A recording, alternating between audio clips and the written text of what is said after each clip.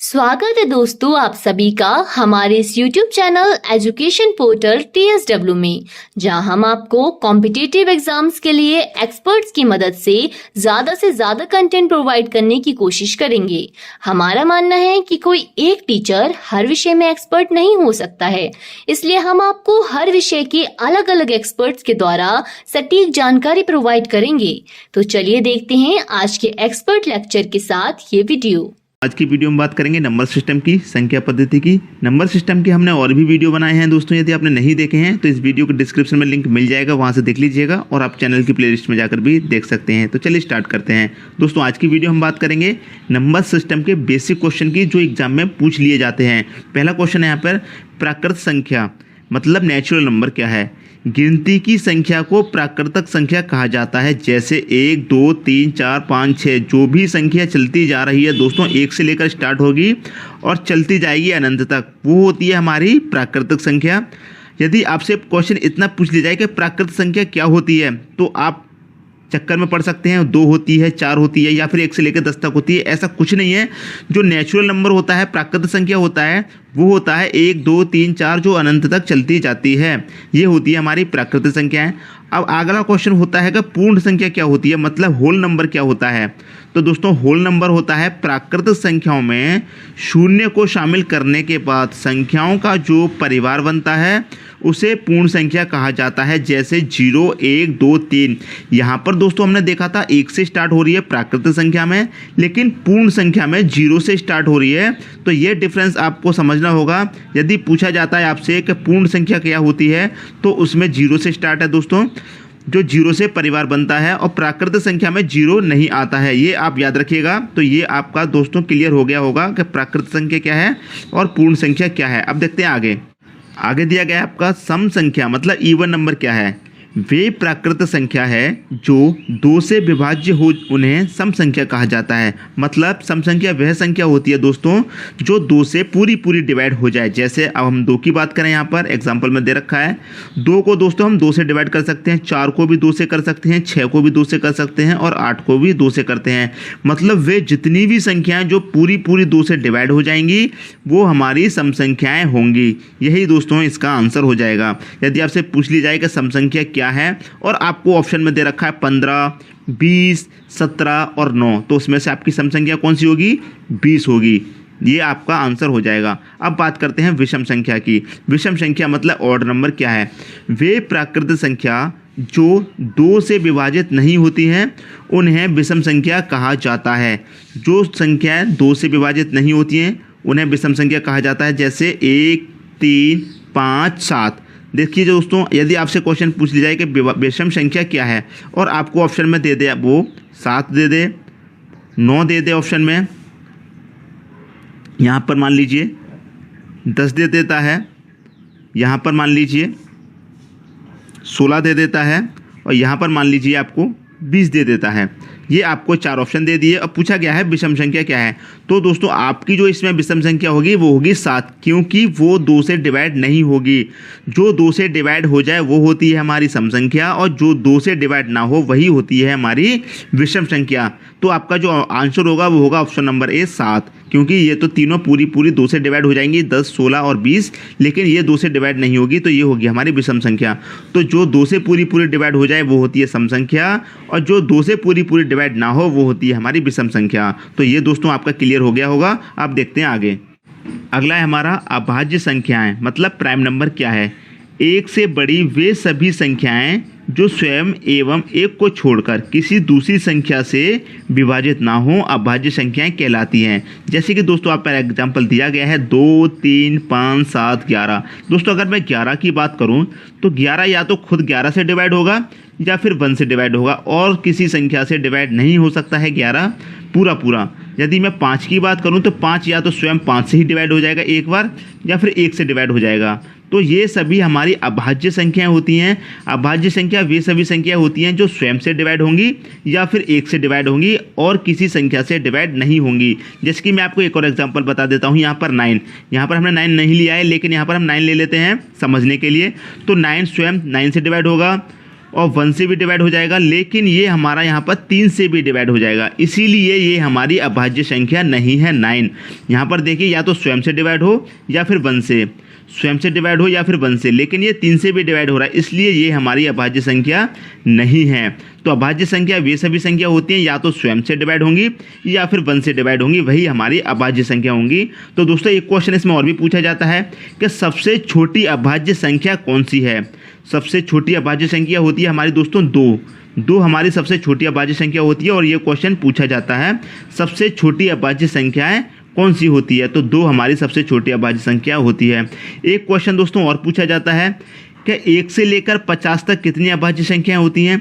तो दोस्तों 1 से लेकर 50 तक 15 अभाज्य संख्या होती हैं, और 1 से लेकर 100 तक मैं आपको बता दूं 1 से लेकर 100 तक 25 अभाज्य संख्याएं होती हैं। तो ये क्वेश्चन दोस्तों पूछे जाते हैं कि 1 से लेकर 50 तक कितनी अभाज्य संख्या होती हैं, तो उसका आंसर होगा 15, और 1 से लेकर 100 तक कितनी अभाज्य संख्या होती हैं, तो 25। और एक क्वेश्चन पूछा जाता है जैसे 1 से लेकर 100 तक में सबसे बड़ी अभाज्य संख्या कौन सी है, मतलब 1 से लेकर 100 तक गिनती में सबसे बड़ी अभाज्य संख्या कौन सी है, तो सबसे बड़ी अभाज्य संख्या होती है दोस्तों 97, यही आपका आंसर होगा। सबसे छोटी अभाज्य संख्या होगी 2, 1 से लेकर 100 तक में सबसे छोटी अभाज्य संख्या होगी 2, और सबसे बड़ी अभाज्य संख्या होगी 97। और कितनी 1 से लेकर यदि 50 तक पूछा जाए कि कितनी अभाज्य संख्या होती है 1 से 50 तक, तो 15। यदि 1 से लेकर 100 तक पूछा जाए तो 25। यदि 50 से लेकर 100 तक पूछा जाए तो कितनी होंगी, फिर 10 होंगी, ये आप अंदाज़ा लगा लेंगे। तो अगला पूछते हैं असहभाज्य संख्या। असहभाज्य मतलब को प्राइम नंबर। तो को प्राइम नंबर क्या है, जब प्राकृतिक संख्याओं का महत्तम समापवर्तक 1 हो तो वह दोनों संख्याएं असहभाज्य कहलाती हैं। जैसे यहाँ पर एग्जाम्पल आप देख रहे होंगे 2,3, 2,7, ये आप यहाँ पर देख रहे होंगे। इसका मतलब है जब प्राकृतिक संख्याओं का महत्तम समापवर्तक 1 हो तो वह दोनों संख्याएं असहभाज्य कहलाती हैं। तो 2 और 3 दिया गया है, तो 2 और 3 का यहाँ पर क्या मतलब है दोस्तों, HCF 2 इंटू, देखिए आप यहाँ पर 2 इंटू 1 करेंगे तो आपको 3 इंटू 1 करेंगे, तो यहाँ पर कॉमन क्या मिला आपको, 1 मिला। 2 इंटू 1 करेंगे और 3 इंटू 1 करेंगे तो कॉमन क्या मिला आपको, यहाँ 1 मिला। तो इनका HCF क्या होगा, 1 होगा। तो वही यहाँ पर पूछा गया है 2 और 3 का HCF। ऐसे ही 2 और 7 का HCF निकालेंगे कितना हो जाएगा, 1 हो जाएगा। तो जो कॉमन होगा वही आपका आंसर हो जाएगा। तो दोस्तों ये आपका क्लियर हो गया होगा। अब देखते हैं आगे, क्वेश्चन देख लेते हैं। देखिए पहला क्वेश्चन है यहाँ पर 3 क्रमांगत संख्याओं का योग 18 है, तो अगली 3 क्रमांगत संख्याओं का योग ज्ञात कीजिए। ये हैं दोस्तों आपके 4 ऑप्शन। तो इसे कैसे करना है, देखिए सबसे पहले जो नंबरों की संख्या दी गई है वो कितनी है, नंबरों की संख्या है आपकी 3, और जो टोटल दे रखा है वो दे रखा है आपको, देखिए टोटल लिख लीजिए, टोटल कितना दे रखा है आपको, दे रखा है 18। तो आपको क्या करना होगा 3 क्रमांगत संख्याओं का योग ज्ञात करने के लिए, देखिए सबसे पहले मैं इसका कंसेप्ट क्लियर कर दूं। आपको क्या करना है, देखिए 18 को अगर आप 3 से डिवाइड करते हैं तो आपको कितना मिल जाएगा, 6 मिल जाएगा। आपको मिल गया 6। तो पूछा गया है 3 क्रमांगत संख्याओं का योग 18 है, तो हम इसे देखिए प्रूव कर सकते हैं, पहली संख्या, दूसरी संख्या और तीसरी संख्या। तो देखिए बेस कितना निकल के आया है, 6, तो यहाँ 6 रखेंगे। इससे पहले कितना होगा 5, इसके बाद कितना होगा 7, ठीक है। अब देखिए इनको आप योग कर लीजिए, इनका जब आप योग करेंगे देखिए 5 और 6 11 और 7 कितना हो जाएगा, ये हो जाएगा आपका 18। तो बिल्कुल सेम सही आ रहा है, यहाँ पर जो 18 हमारा दिया गया है बिल्कुल सही आ रहा है। तो आपको क्या करना है, पूछा गया है 3 क्रमांक संख्याओं का योग 18 है, हमने करके देख लिया। तो अगली 3 क्रमांगत संख्याओं का क्या होगा, इसके बाद जो अगली 3 क्रमांगत संख्या आने वाली है, तो इसके बाद 3 कौन सी आएंगी, देखिए यहाँ तो 7 हो रहा है, इसके बाद आएंगे 3, 8, 9 और 10, ये 3 क्रमांगत संख्या आएंगी इसके बाद। तो आप क्या करिए, इन तीनों का भी योग कर लीजिए। इसकी तरह इनका आया था 18, तो इनका कर लीजिए, कितना आएगा 10 और 9 19 और 8 ये हो जाएगा 27। और यही दोस्तों आपका आंसर हो जाएगा। तो ऑप्शन नंबर सी आपका बिल्कुल राइट आंसर हो गया। बड़ी आसानी से आप इसे कर सकते हैं। 3 से 18 को डिवाइड कर दे, 6 आया, तो हमने प्रूव करके देख लिया। 6 5 7, 6 बीच में रखना है क्योंकि ये बेस है, इससे पहले 5 आएगा, इसके बाद 7 आएगा। तो पूछा इसके बाद आने वाली संख्या तो ये होंगी, तो इनका योग करके देख लिया हमने, 18 हो गया, और यही इसका आंसर हो जाता है। अब देखेंगे दोस्तों अगला क्वेश्चन। अगला आपका क्वेश्चन है 4 की पावर 61 प्लस 4 की पावर 62 प्लस 4 की पावर 63 प्लस 4 की पावर 64 प्लस 4 की पावर 65 इज डिविजिबल बाई ये 4 ऑप्शन है दोस्तों, इनमें से किससे पूरा पूरा डिविजिबल हो रहा है, मतलब विभाजित हो रहा है। तो करके देख लेंगे, बहुत ही आसान है इसका कंसेप्ट भी। तो चलिए कैसे भी करके देख लेते हैं। आपको क्या करना होगा, इनमें से सबसे पहले 4 की पावर 61 को कॉमन ले लीजिए। बड़ी आसानी से देखिए 4 की पावर, यहाँ पर 4 की पावर 61 को हमने कॉमन ले लिया। अब देखिए क्या बचेगा, यहाँ पर 1 बचेगा, प्लस यहाँ पर 4 की पावर 1 बचेगा, प्लस यहाँ पर 4 की पावर 2 बचेगा, प्लस यहाँ पर 4 की पावर 3 बचेगा, और प्लस यहाँ पर 4 की पावर 5 बचेगा। ये बच गया दोस्तों, यहाँ पर 4 की पावर 4 बचेगा, ये बच गया। अब देखिए यहाँ पर 4 की पावर 61 को ऐसे ही रहने दीजिए। अब देखिए एक यहाँ पर 1 ही रहेगा, प्लस 4 की पावर 1 का मतलब भी 4 रहेगा, प्लस 4 की पावर 2 का मतलब 16 हो जाएगा, और प्लस 4 की पावर 3 का मतलब 64 हो जाएगा, और प्लस 4 की पावर 4 का मतलब हो जाएगा 256। ये हो गया दोस्तों। अब आप यहाँ पर 4 की पावर 61 को ऐसे ही रहने दीजिए, और इन सभी का आप योग कर लीजिए, क्योंकि यहाँ पर प्लस में दे रखा है। तो इन सभी का जब आप योग करेंगे तो ये हो जाएगा आपका 341। ये हो गया आपका 341 योग। अब इसको करना बहुत ही आसान है। करना क्या है आपको, देखिए पूछा गया इज डिविजिबल बाई, तो मतलब इनमें से किससे डिविजिबल हो रहा है। तो आपका जो 341 आया है वो इनमें से किससे पूरा पूरा डिविजिबल हो रहा है, विभाजित हो रहा है, मतलब डिवाइड हो जाएगा पूरा पूरा। तो देखिए सबसे पहले हम 3 से इसे डिवाइड करके देखेंगे।